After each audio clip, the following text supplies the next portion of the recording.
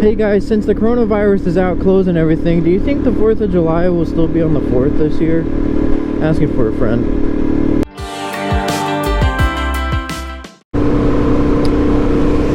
What is up, you guys? Brandon coming back at you with another Drz400 vlog. Hope everyone's doing good, everybody's safe, everyone's happy. Well, we got lucky enough here in Oregon to get back to normal with our cloudy, disgusting selves. And so what better to do than to make another film for y'all. I want to thank you guys for all the likes and comments and subscribers recently, and it is absolutely blowing me away that I have these many subscribers so quickly. So I want us to try to get to number 10. Can we get to 10 subscribers? That would be just a huge milestone for me. Just absolutely blow my mind if we can do that. You guys are awesome, I appreciate it. And all the comments about the exhaust video we just posted, oh man, that was awesome, very cool. So today I thought we would talk about why I like the DRZ so much and why I think it's one of the best bikes you can buy. If you're, you know, it doesn't matter if you're a beginner, an expert rider, whatever, I think everybody should have one of these in their collection of motorcycles. DRZs have been around for a long time, so when it comes to buying new parts for it or maintenance things, aftermarket world, man, you can find it just about anywhere when it comes to you know, replacing things for these bikes. They're everywhere. And I think that's just one of the coolest things about this bike is how far you can go when it comes to customization. It blows almost any bike out of the water, if you ask me. My turn.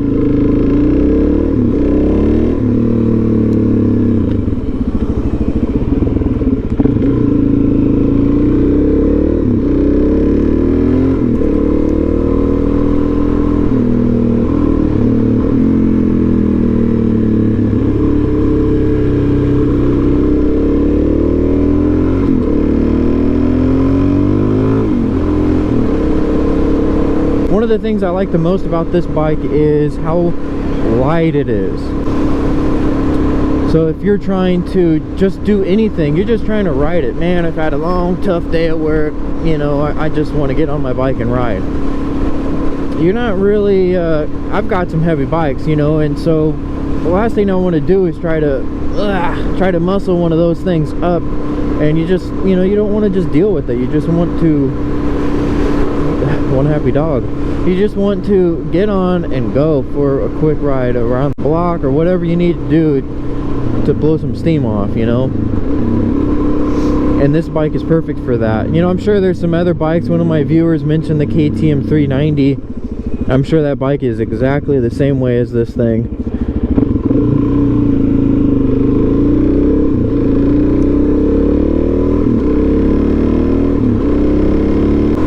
The thing about the DRZ is it's such a fun motorcycle. You can go anywhere on it. You can do almost anything you want with this thing, and that's just something really cool. You know, I like sport bikes, I like big cruiser bikes, I like all that stuff, but it's almost like it's, and you know, I'm gonna sound dumb for saying this, but it's made to do one thing, be a sport bike. It's made to be a cruiser bike. It's made to just do those things, and those things that's very well.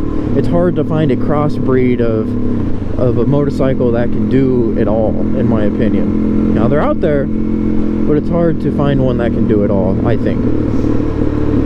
In my opinion, I think the DRZ, Supermoto, well, I shouldn't even say the DRZ, I should just say Supermoto in general.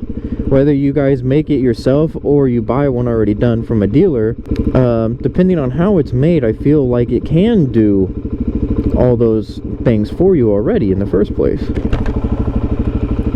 And I mean, you can cruise on this, you can go around the twisties, carve the canyons really fast on these bikes. But you want to go off-roading one day? No problem, get on it and do it.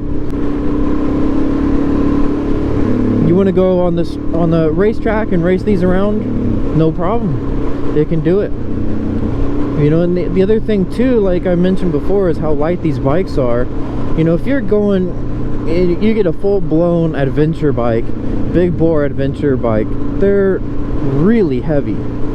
And I'm on the shorter side of us dudes, you know. I'm on the shorter side, so one of those bikes it's too much for me to handle. It's not power wise, but I mean height wise and weight wise, I can't pick it up, and I don't feel comfortable, you know, turning it really low or something. I just feel like I just can't pick it up for some odd reason, you know. It's not that the bike's a bad bike, because that's not the case at all. I just feel like I can't do it, so that kind of sucks, because there are definitely some adventure bikes like that I wouldn't mind taking or buying or whatever. Another sweet thing about this bike is the gas mileage.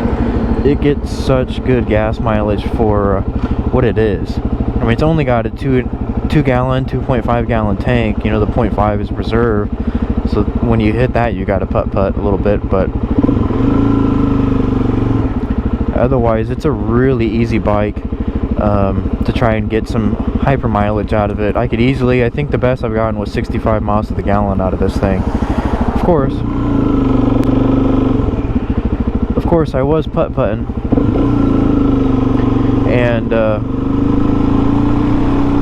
babying it, and the next time I tried it, I didn't get that good of gas mileage, but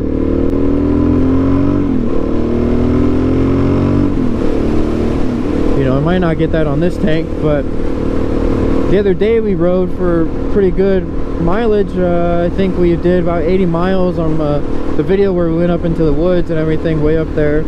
I think we did a total of 90 miles, and I only used 1.3 gallons when I came back and filled up. So that was going there and coming back, 1.3 gallons. So for a little DRZ, I don't think that's all that bad. The other thing I wanted to talk about is maintenance. This bike's maintenance record is off the charts, man.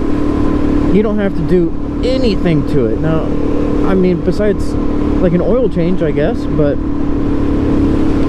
I've been riding this bike non-stop every single day, trying to make videos for you guys, and when I had a job, I was going to work and dailying it there, and man, the oil still looks brand spanking new.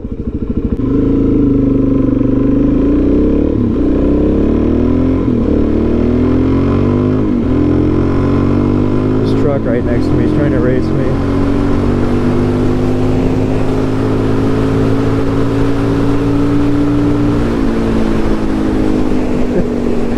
It's a girl. Oh man, that's awesome. One of the things too that I really like about this bike is the confidence it gives you. Now sometimes when you get overconfident, that's a bad thing. That is bad. I don't think you should get overconfident. The confidence this gives you when you're out on the twisties and turns and stuff, it really I guess it not really inspires you to ride better, but it inspires you, I guess, to sharpen up your skills when it comes to riding. It wants you to learn how to ride better. It wants you to take the corner just a little bit faster. It wants you to strengthen your skills. So I think that's something that's really good that everybody should learn how to do eventually. Now, I mean, I'm not talking about totally getting out of your comfort zone and do something ridiculous, you know. Stay within those means, of course, but really, this thing wants you to learn it. And I think that's something that's hard to do with some motorcycles.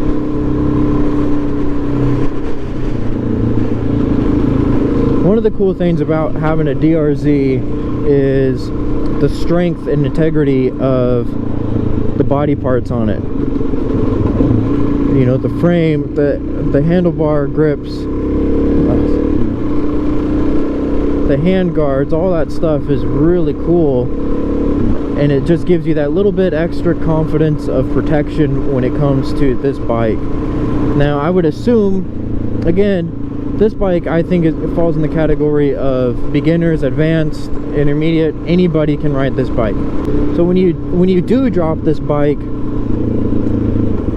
you don't really have to worry unless you, like, you know, fling it off a bridge, I guess. But otherwise, you don't really have to worry with this bike. It's such a strong bike that nothing really gets broken. You're kind of just like, okay, yeah, that sucks, I just dropped it, but, you know, it didn't do anything. You know, when I dropped this one, I think it left a scratch, like right here, just a little scratch, and that was it. It didn't do anything else besides that. You know, if you were to do that to a sport bike or something like that, I mean, you would have cracked one of the fairings, you would have been really mad that you just did that. And you know, they're expensive to repair. Motorcycles in the first place are just expensive to fix. With these, you don't really have to worry about that. There's not that much of an issue when it comes to accidentally dropping your bike, or somebody bumps into it and it falls over, or something like that. Another cool thing is the forgiveness. Man, you know, I'm going from a Ducati with a dry clutch. There's not very much forgiveness there. You better know what you're doing, or you're going to stall, or you're going to fry the clutch.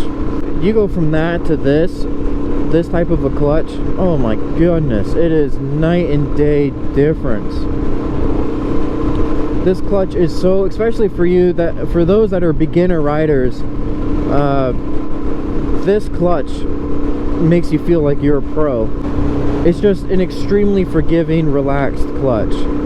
And I think that's such a cool thing that they did on this bike, where, you know, the new riders can actually, I don't want to say they don't have to focus on clutch as much, but your mind as a new rider isn't really practicing on the clutching and stuff like that. It's more so getting out there and trying to ride in the first place. So if you have a difficult clutch to learn, you know, it just complicates the whole learning process, I think.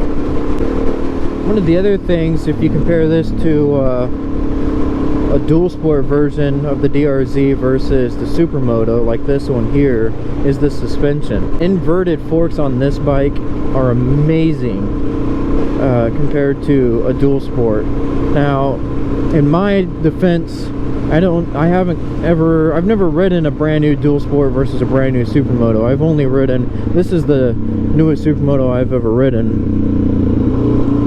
And the last dual sport I rode was pretty clapped. And the suspension was definitely shot. So I could just say off of this bike here, it is absolutely amazing. But it's so nice and soft. I mean, there are sometimes where it's kind of stiff, but it's doing what it's designed to do. And I have zero complaints. I mean, sometimes I purposely will hit bigger potholes and bigger stuff in the road just so I can actually feel like, holy cow, you know, this suspension is really good. One thing that I don't really particularly like about this bike is the brakes. I feel like Suzuki cheaped out on the brakes with this bike. They're nice, they're not too bad, but man, it could be quite a bit better. You know, there are some times where I've had one of those oh crap kind of moments, and I wish this bike had more brake. So, you know, it feels there's just not as much bite as you would think from a fairly light motorcycle dirt bike feel. You would think it would have a little bit more grab, but it doesn't. So that would probably be my #1 gripe actually about this bike, is the brakes. I mean, they work, they're gonna get by, but in that oh crap moment, I think you guys would agree, you wish it had a little bit more.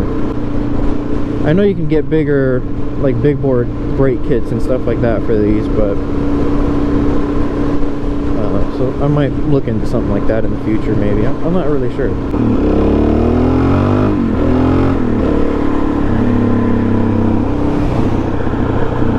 Alright, you guys, that's gonna bring an end to our video for the day. I hope you guys are liking the content. Please leave a like and a comment, subscribe. Let's try to get to 10 subscribers.